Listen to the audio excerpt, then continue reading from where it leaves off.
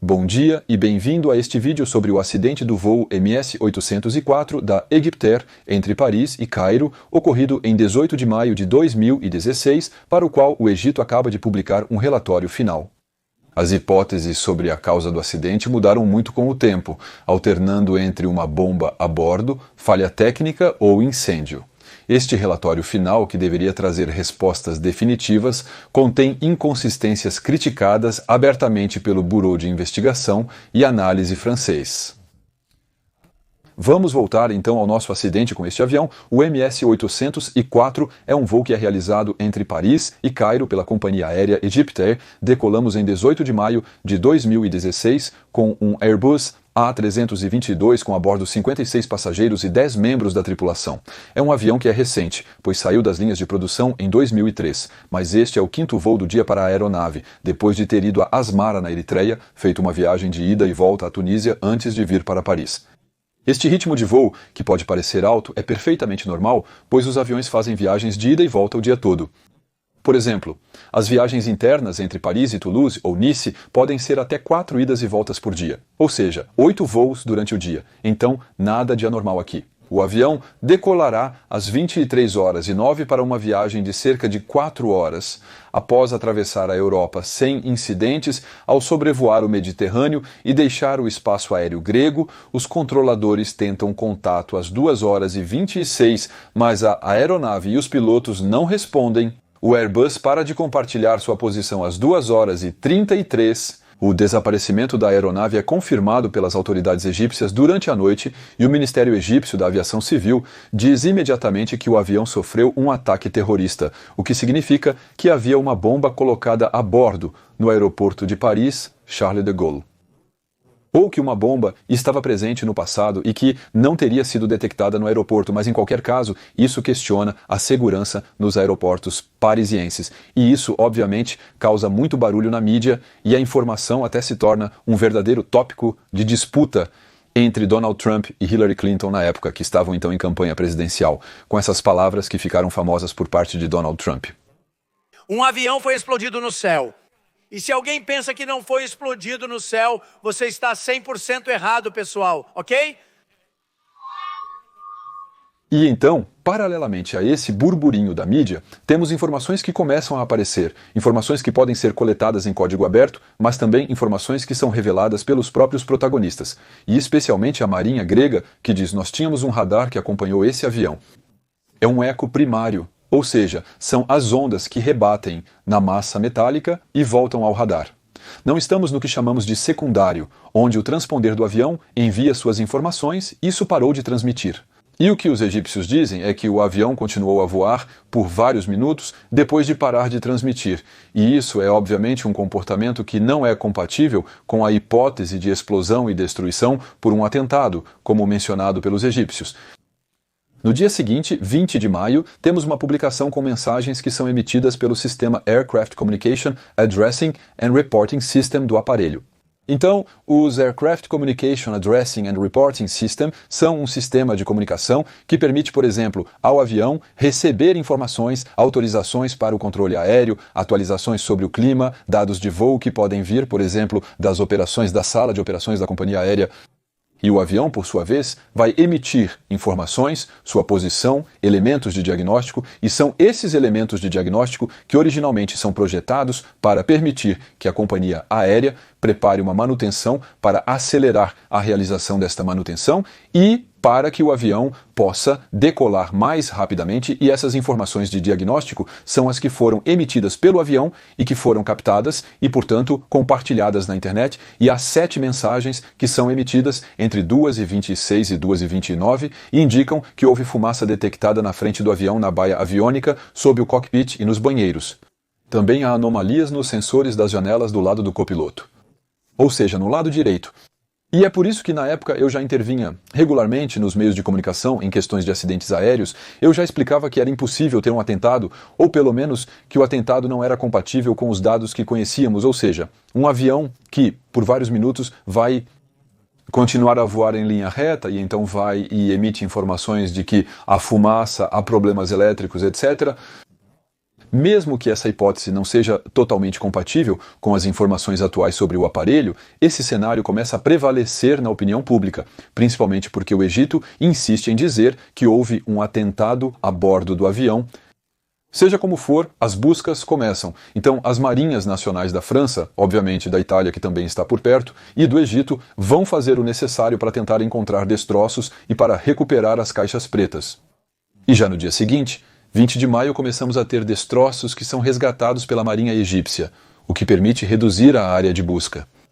No dia 23 de maio, o navio de guerra Aviso Jacobé, especializado em detecção submarina, vai captar os pings emitidos pelas caixas pretas. E no dia 24 de maio, há diretamente análises médico-legais que dizem que há uma confirmação que houve uma explosão a bordo a partir da análise dos corpos que foram resgatados. Estamos em total incompreensão sobre como uma explosão pode causar fumaça e incêndio no cockpit, o que é obviamente incompreensível. Uma semana após o acidente, também aprendemos que as balizas Comitê de Pesquisa Espacial, Search and Rescue Satellite Aided Tracking, que são as que devem ser acionadas quando um impacto é emitido, e esse sinal é enviado às 2 horas e 36 minutos e 59 segundos, ou seja, no momento de tocar a água, e não em voo, no momento em que poderia ter havido uma explosão e uma desintegração do aparelho em voo. 3 dias depois, temos o navio de pesquisa oceanográfica, o Laplace, que chega à área e permite melhorar ainda mais a precisão dos locais do naufrágio até que o robô submarino alugado pelo Egito recupere as caixas pretas em 16 de junho a 4.000 metros de profundidade, o que estava fora do alcance para o navio que havia sido enviado até então. Em 29 de junho, o Egito divulga os primeiros resultados da análise das caixas pretas, confirmando a detecção de fumaça a bordo, corroborando as informações obtidas pelas mensagens em CARS.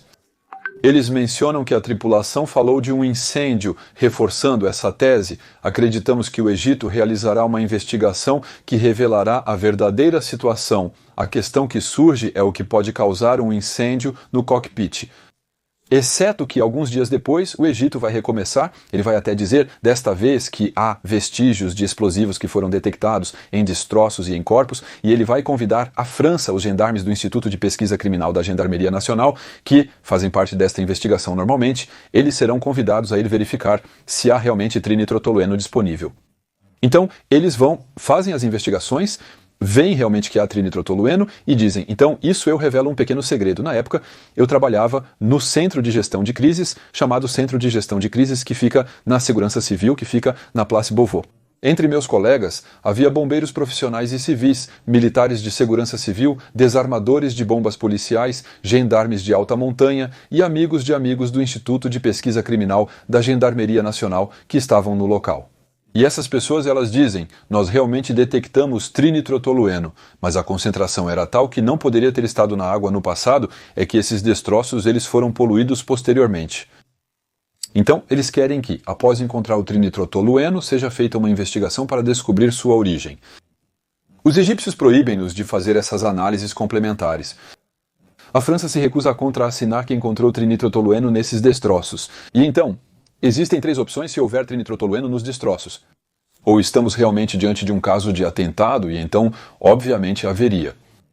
A segunda possibilidade é que se trata de uma poluição acidental. Por exemplo, ao manipular os destroços na ponte do navio por militares, ou então após um exercício, como foi o caso do acidente do voo 800 da Trans World Airlines nos Estados Unidos da América em 1996, para o qual havia realmente vestígios de explosivos encontrados nos destroços, mas que na verdade correspondiam a um exercício que havia ocorrido algumas semanas antes, no qual foram colocados vestígios para fazer um exercício com os cães e para a detecção. Portanto, vestígios de explosivos não significam necessariamente que há um explosivo. E, obviamente, a terceira possibilidade seria que o Egito simplesmente teria coberto os destroços com vestígios de explosivos, para que os franceses pudessem confirmar sua hipótese inicial. E isso os franceses não quiseram confirmar. Portanto, em dezembro de 2016, estamos perdendo tempo, o Egito insiste novamente e desta vez anuncia que encontrou vestígios de explosivos em alguns corpos, que foram resgatados. A França envia novamente especialistas para o local. E desta vez, eles serão claros, eles não encontram esses vestígios de trinitrotolueno que são mencionados novamente. No Egito, aliás, lembro que os investigadores franceses estavam presentes desde o início. Eles participaram da investigação desde o começo. e quando recolhemos peças desde o início. Eles também realizam análises e levantamentos, sem encontrar nada até o momento. E o problema é que, nesse momento, o Egito não encerra sua investigação técnica. Ela ainda está em andamento, não está avançando, mas tecnicamente eles ainda estão no comando e, como não a encerram, nenhum país pode retomar a investigação e a França não pode dizer, bom, vamos retomar a investigação para poder terminá-la. O Egito está deliberadamente atrasando e descumprindo obrigações, como publicar o primeiro relatório técnico um mês após o acidente. Há obrigações ali que ele não está respeitando. E a França, por sua vez, não pode conduzir essa investigação sozinha. A investigação oficial é realizada por um país, e o país, era o território marítimo egípcio, era um avião registrado no Egito, e mesmo que seja um avião de origem francesa, um Airbus, se partiu de Paris, com vítimas francesas, não podemos assumir a liderança nesta investigação, infelizmente. E então temos que suportar a investigação como ela é realizada pelos egípcios. Então, em julho de 2018, perdemos mais de 2 anos, a Bureau d'Enquête et d'Analyse pour la Sécurité de l'Aviation Civile publica um comunicado de imprensa no qual revela sua conclusão e repete que foi um incêndio que começou no cockpit, que o incêndio se desenvolveu rapidamente até causar a perda de controle do avião, e o escritório de investigação emite 2 hipóteses sobre o incêndio que poderia ter causado este acidente. A primeira possibilidade é que tenha ocorrido um curto-circuito, um problema técnico, embora seja pouco provável ter falhas técnicas nesses aparelhos. Eles ainda assim mencionam essa hipótese. E a segunda possibilidade seria uma fonte externa de fogo, como por exemplo um telefone celular ou um tablet que teria pegado fogo no cockpit ou diretamente um cigarro, já que ele lembra que em 2016 ainda não era proibido. Nos cockpits das companhias egípcias era permitido fumar e, para a anedota, ainda era permitido até 2019 na China fumar a bordo, sendo o último país que proibiu, obviamente, o cigarro nos cockpits, e ainda bem. De qualquer forma, o incêndio teria sido acelerado pela liberação de oxigênio que estava nos cilindros, que estão sob as máscaras disponíveis no cockpit, máscaras de oxigênio, pois há um ruído característico de vazamento de oxigênio identificado na análise das caixas pretas sonoras chamadas de gravador de voz de cabine. E então vemos muito claramente um cenário que está se formando e que é tecnicamente crível e compatível com os dados que temos. Há 2 opções para a liberação acidental de oxigênio. A primeira é que a máscara do copiloto poderia ter sido configurada involuntariamente no modo de emergência, porque é preciso saber que as máscaras de oxigênio são, na verdade, uma mistura de ar e oxigênio. Para aumentar a taxa de oxigênio no que eles vão respirar, e seja oxigênio puro, seja no modo normal, e então é quando inspiramos que vai fornecer essa mistura. Um pouco como temos no mergulho submarino, ou vai liberar continuamente com um fluxo que pode ser de 100% de oxigênio se estivermos no modo de emergência. Então, se o rotator estiver posicionado na a posição de emergência, então a máscara vai liberar oxigênio a 100%. Não preciso explicar o que acontece quando alguém fuma em um cockpit com oxigênio chegando a 100%. Claramente, isso pode causar um incêndio. A BA publica em dezembro um estudo sobre incêndios na cabine de pilotagem. Em 2023, provou-se que o barulho ouvido na cabine de pilotagem era realmente de um vazamento de oxigênio, mencionando-se vários acidentes anteriores. Como em 2008, este Boeing 767 de carga que pegou fogo no solo em São Francisco porque havia um curto-circuito, que teria inflamado a mangueira da máscara de oxigênio, levando a um incêndio que vai destruir o cockpit e até mesmo destruir totalmente o teto do avião. Também, em 2011, há um Boeing 777-200 da companhia Egyptair, que sofre um incidente similar enquanto está no solo. Isso vai provocar um incêndio no cockpit até furar a parede do avião. E o Bureau d'Enquête et d'Analyse pour la Sécurité de l'Aviation Civile vai então realizar uma série de testes, vídeos filmados e compartilhados em seu canal do YouTube, onde eles validam ou afirmam várias hipóteses. O incêndio de um telefone ou tablet em diversos locais no cockpit. Eles também verificarão o efeito de um cigarro caindo no compartimento de armazenamento da máscara. É evidente que a liberação de oxigênio pode provocar um incêndio. Ele também verifica o efeito do uso de um extintor de halon no fogo de oxigênio, já que esse pedido para usar um extintor é ouvido na caixa preta sonora. E, finalmente, há testes de propagação nos quais o influxo de oxigênio é fornecido pela máscara de oxigênio no modo de emergência. E vemos o quão rápido o incêndio se espalha e recomeça, apesar do uso do extintor de Halon. E você vê aqui as consequências, uma vez que eles apagaram o incêndio e acenderam as luzes novamente. Então, o Bureau d'Enquête et d'Analyses pour la Sécurité de l'Aviation Civile esclarece mais uma vez que eles não sabem determinar se foi o incêndio que causou o vazamento de oxigênio, por exemplo, perfurando o tubo da máscara, ou se havia um vazamento que estava relacionado a uma falha ou mau manuseio da máscara, pois esse vazamento teria então encontrado uma chama. Sobre isso eles não podem decidir. O gravador de voz de cabine a caixa preta sonora registra sons no cockpit. Às 2 horas 25 minutos e 29 segundos, há um barulho de pop seguido de um assobio, correspondendo a um vazamento de oxigênio. Um segundo depois, soa o alarme de incêndio e a tripulação anuncia o fogo. E 5 segundos depois, ele pede o extintor rapidamente e, como esperado, obviamente, não há o menor barulho de explosão mencionado na análise do gravador de voz de cabine. Por outro lado, aprendemos que há uma atmosfera musical no cockpit durante todo o voo, do início ao fim. E a hipótese do cigarro também é levantada, pois há várias frases do piloto e do copiloto que são traduzidas do árabe como "sopre sua fumaça em mim" e um pouco mais tarde o comandante da aeronave: "Você parou de fumar? Não sinto mais o cheiro de fumaça." Então, suspeitamos que havia um cigarro a bordo, mas os egípcios, eles vão dizer que isso foi mal traduzido e eles, por sua vez, dizem que essa frase "sopre sua fumaça em mim." Isso também pode significar "ele passou mal", se referindo a um passageiro doente, então não tem exatamente o mesmo sentido. Mas, de qualquer forma, o relatório também diz que não pode haver provas concretas de que havia um cigarro aceso no cockpit, mesmo que, obviamente, seja totalmente crível, dado as conversas que podíamos ouvir. Mas ainda estamos esperando este relatório final, acidente de 2016, e o Egito vai fornecer no dia 30 de outubro. O relatório de 2024, de algumas semanas atrás, menciona um vazamento de oxigênio e incêndio no cockpit, mas, contrariando as expectativas, continua a repetir que houve uma explosão a bordo, supostamente em um carrinho, que estava localizado logo atrás do cockpit. E isso eles afirmam, baseando-se simplesmente nas deformações sofridas por um carrinho, mas quando lemos o relatório, há muitas incoerências, muitas coisas que estão erradas. Ou coisas que foram contraditas. De acordo com as análises francesas, ele reitera que há vestígios de trinitrotolueno nos corpos. E em destroços, embora não possamos provar para os destroços e que os franceses não encontraram nada nos corpos, eles não dão uma descrição detalhada do curso dos eventos, da sucessão dos eventos, a explosão é que desencadeou o vazamento, ou então a explosão é que inflamou o vazamento de oxigênio.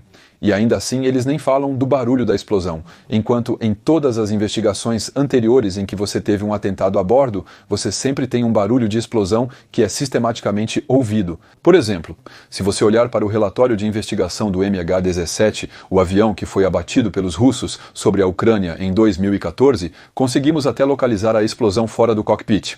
Simplesmente olhando para o tempo de chegada do barulho da explosão nos diferentes microfones presentes no cockpit. E aí, para o voo egípcio, eles afirmam que houve uma explosão, mas que não houve barulho de explosão. Então admita que isso não é apenas uma incoerência, simplesmente não é possível. Mas o mais louco é quando chegamos aos anexos do relatório, porque a França forneceu uma resposta a este relatório que é objetivamente falso, e os egípcios colaram isso na página 642 do relatório, em um documento que tem, afinal, 663 páginas, e este anexo nem mesmo é mencionado no índice. Então alguém que vai olhar nunca vai encontrar este documento, realmente precisa lê-lo página por página para tropeçar por acaso nas contradições emitidas pelo Bureau d'Enquête et d'Analyses pour la Sécurité de l'Aviation Civile. E aprendemos, por exemplo, que em julho passado, o Bureau d'Enquêtes et d'Analyses pour la Sécurité de l'Aviation Civile forneceu comentários e que esses comentários simplesmente não foram levados em consideração, e eles dizem isso muito claramente. O relatório egípcio é orientado para fazer com que o leitor aceite essa teoria da explosão que ocorreu a bordo. Como exemplo, o relatório egípcio menciona os destroços nos quais foram identificados vestígios de combustão, mas eles mencionam apenas os destroços que estão na cabine e esquecem aqueles que estão no cockpit, onde obviamente houve o incêndio. Eles também recordam que o Egito recusou realizar mais análises para determinar a origem do trinitrotolueno Os egípcios também esquecem de detalhar a perda progressiva dos microfones que está ligada ao avanço do fogo no cockpit, pois mais uma vez isso seria uma prova e elementos que sustentam a tese do incêndio que supera a explosão. E ele lembra que a hipótese privilegiada pelo Bureau d'Enquêtes et d'Analyses pour la Sécurité de l'Aviation Civile é, cito, que um incêndio começou na cabine de pilotagem enquanto o avião estava em sua altitude de cruzeiro, incêndio que se desenvolveu rapidamente e causou a perda de controle do avião. Temos, portanto, um relatório final absurdo, inacreditável, que é totalmente insatisfatório para todos que vão lê-lo, que é contra a França e no qual vemos um desacordo entre as partes envolvidas. E então, para mim, foi a primeira vez que vi algo assim, então pesquisei, é a primeira vez, ou já aconteceu no passado, que houve uma investigação na qual as diferentes partes interessadas chegam a conclusões que são totalmente separadas. Bem, na verdade, encontrei dois precedentes. O primeiro foi o voo do acidente egípcio 980, que ocorreu em 1999 ao largo da costa americana.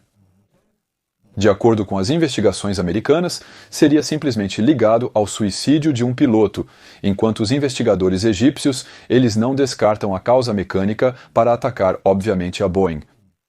O segundo caso que encontrei foi um acidente com o Boeing 737 da companhia Flash Airlines ao largo de Sharm el-Sheikh em 2004.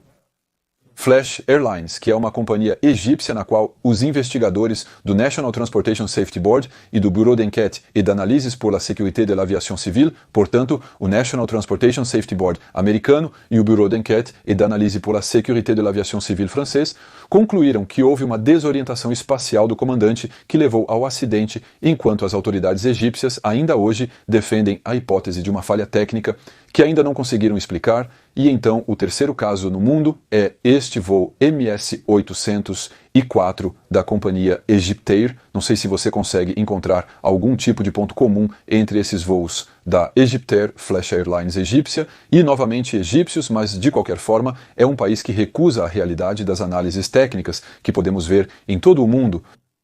Eles perderam toda a credibilidade, mas de qualquer forma é bom que o Bureau d'Enquêtes et d'Analyses pour la Sécurité de l'Aviation Civile tenha conseguido colocar essa carta e que essa carta tenha sido integrada. No relatório final, eu incluo todos os links para que você possa ver as diferentes etapas. É quase uma novela que data agora de 8 anos. É uma pena ter levado tanto tempo para simplesmente tentar atravessar a realidade. Espero que você tenha gostado deste vídeo. Este canal foi inicialmente lançado para questões de aviação civil e segurança aérea e análise de acidentes. Felizmente, há cada vez menos acidentes, então temos cada vez menos oportunidades de falar sobre isso, mas ocasionalmente vamos continuar a fazer aviação civil porque a paixão ainda está presente. Espero que você tenha gostado e vejo você em breve